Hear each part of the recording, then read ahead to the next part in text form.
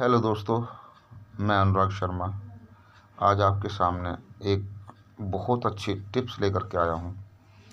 मैं अपने बिजनेस के अकॉर्डिंग मेरी कुछ टिप्स हैं और वो मैं आपको भी समझाऊंगा। वो आपके लिए बहुत फ़ायदेमंद साबित होने वाली है। तो वीडियो शुरू करने से पहले मैं आपको हाथ जोड़ के रिक्वेस्ट करूँगा कि मेरे चैनल को सब्सक्राइब करें और लाइक करें और शेयर भी कर दें, क्योंकि ये वीडियो सभी के काम में आने वाली है। तो मेरा जो काम है वो सैनिटरी और फायर फाइटिंग का है, यानी कि प्लम्बर का और फायर फाइटिंग का है। तो मैं प्लम्बर के बारे में कुछ टिप्स आपको बताने जा रहा हूँ आज। हमारे घर में टैब लगी होती है, किचन में, बाथरूम में, टॉयलेट में। तो जो टैब लगी होती है उसको हिंदी में हम टोटी कहते हैं। तो वो टोटी जो है, वो टैब जो है, कई दफ़ा जो है लीकेज हो जाती है और हमारे उस टैब से पानी टप टप टप टप पूरी रात गिरता रहता है और हम परेशान हो जाते हैं। और वैसे भी घर में पानी टपकना अच्छी चीज़ नहीं मानी जाती, शुभ नहीं होता। इसीलिए जो है उसको कराने में लोग जल्दी भी करते हैं। तो लोग ये सोचते हैं कि ये शायद अब चेंज करनी पड़ेगी और वही 200 से लगा करके 500 तक, 1000 तक भी चले जाते हैं। बहुत से लोग उस टैब को चेंज करते हैं, लेकिन मैं आपको बताऊंगा टैब को चेंज करने की आपको ज़रूरत नहीं है। एक छोटा सा काम है जो आपको खुद कर लेना होगा। उसमें आपको किसी प्लम्बर बुलाने की ज़रूरत नहीं है। आपको करना यह होगा कि आप घर में पेंचकस प्लास सबके होता है ऑलरेडी, ये तो होता ही है। तो आप पेंचकस प्लास हाथ में लें और उस टैब के पास पहुँचे जो टोंटी आपकी लीक हो रही है। अब क्या करेंगे, आप उस टोंटी के ऊपर, टैब के ऊपर एक हैंडल होता है जिसको हम ऐसे ऐसे करके घुमाते हैं, चलाते हैं। ऐसे घुमाया तो पानी आ गया, ऐसे घुमाया बंद हो गया। तो उसको क्या करेंगे, सबसे पहले उसमें एक छोटा सा कैप होता है ऊपर, किसी में बड़ा होता है, किसी में बहुत छोटा सा होता है, किसी में एक छोटा सा पैंच होता है जिसको एलंकी बोलते हैं। एक एलंकी आती है छोटी सी, वो दुकान से मिल जाएगी 10-5 रुपए की, वो लेकर के रख लें। तो उस हैंडल को, उस एलंकी की या पेचकस प्लास की मदद से उस हैंडल को, ऊपर के हैंडल को, गोल वाले को खोल लें।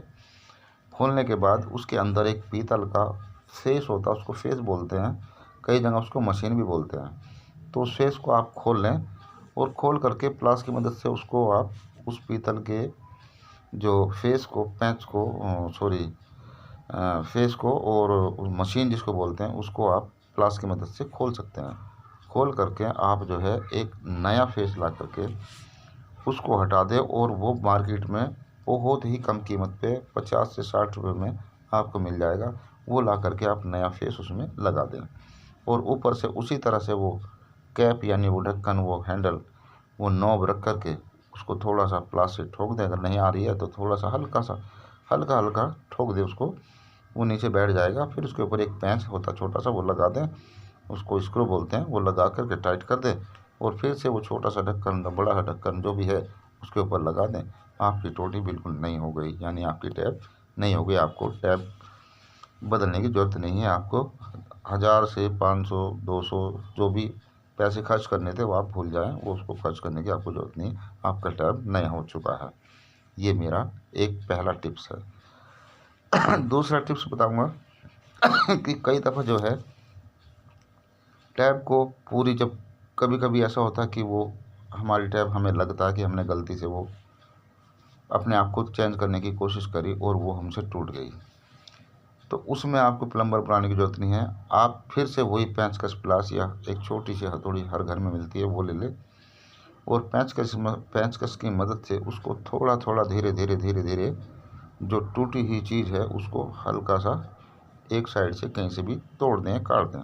उसके बाद बड़ी आसानी से वो टूटी हुई चीज़ बाहर निकल जाएगी।